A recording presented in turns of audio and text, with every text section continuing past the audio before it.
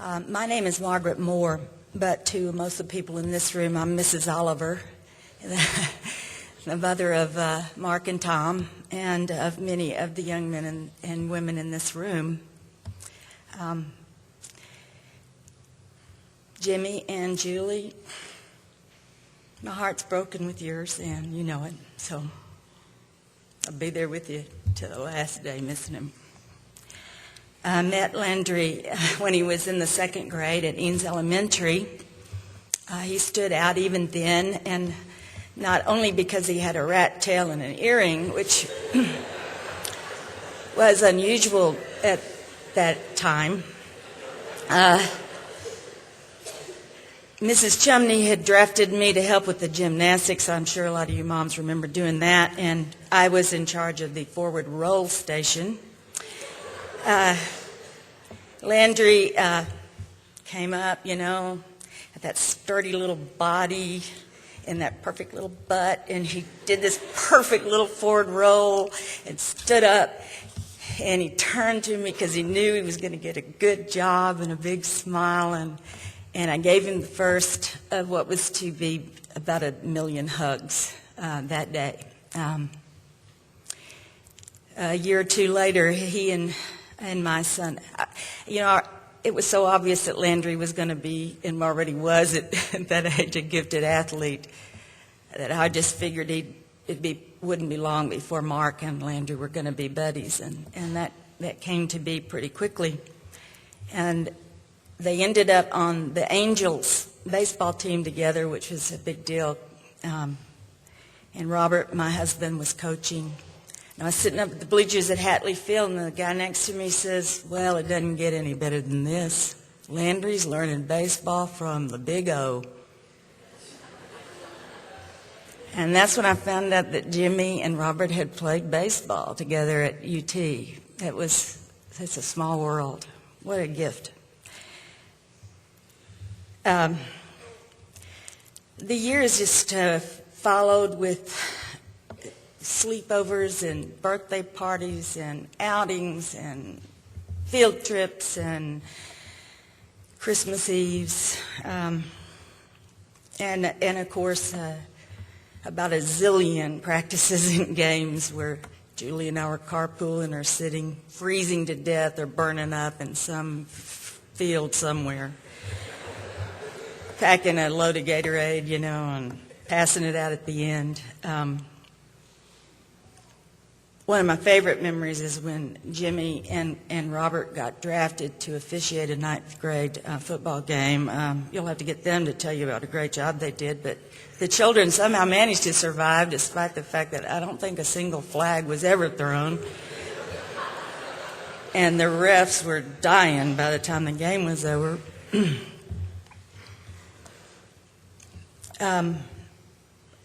Over these years, I guess these families that you're hearing from have shared just about everything that two families can. And as Ben says, it makes your bond grow stronger and the community get closer.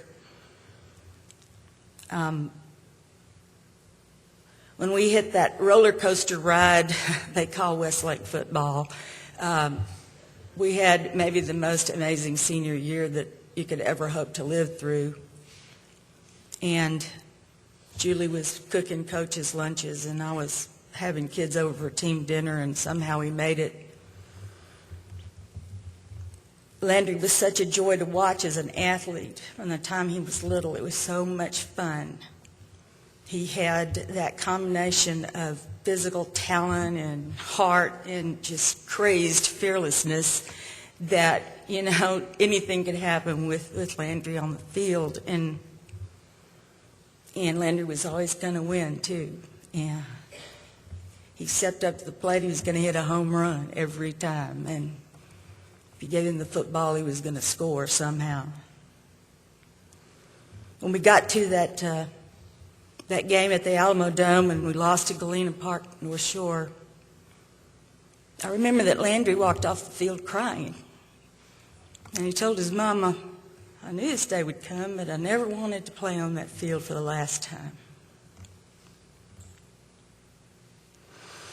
Well, he's walked off the field for good, and really it was way, way too short, every bit of it. There were still many more amazing things to come from Landry. The last time I saw Landry was at Christmas.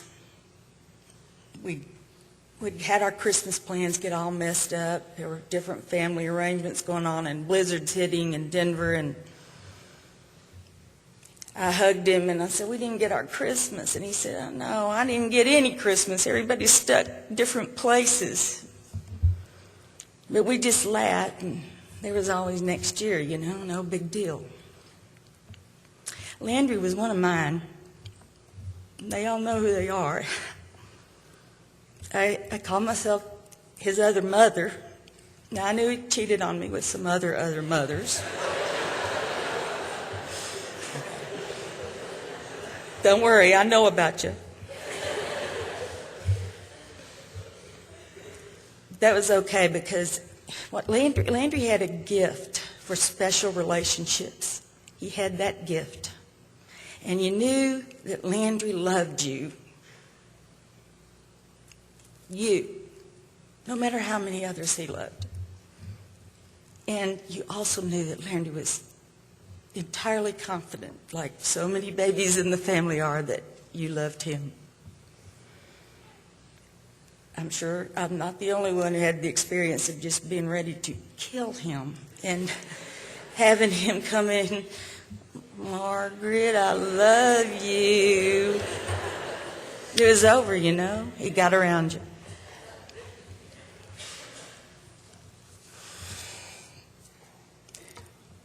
Landry stayed a child in the essential parts of him. He was so wide-eyed, literally, and full of that enthusiasm, and there was always something really fun going to happen. We were going to beat the crap out of these guys, or we were going to, whatever. It was going to be the greatest time ever, and it led him into a few things that weren't perhaps turned out so great a time, but it was always going to be. He was a Peter Pan, and he led a bunch of merry pranksters out where the wild things are. Looking back on it, I think maybe some of us worried a little bit too much about how we're going to get Landry to grow up, because it turns out that God didn't think that was necessary. The best sermon I ever heard in my life was given by a man named Bob Carruthers priest down at St. David's Episcopal. I can't do it justice here at all, but I've carried this in my heart ever since I heard it. We are given countless opportunities every day to judge each other, to be dissatisfied, to divide, to separate, to punish, even to condemn.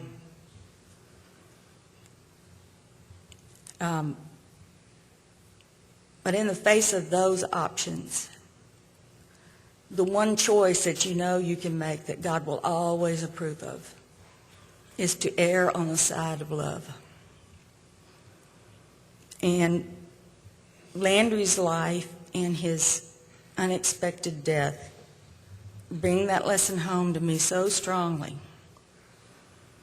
And not just because he gave me a lot of opportunities to err on the side of love with him, but because he taught me to love more and more deeply. He wasn't always perfect in his behavior, but we didn't always handle him perfect either. And there wasn't a bone in his body that carried a grudge or a resentment. There was nothing but love there. So let's love each other. Let's go out of here today loving each other the way Landry did. I love you, Landry.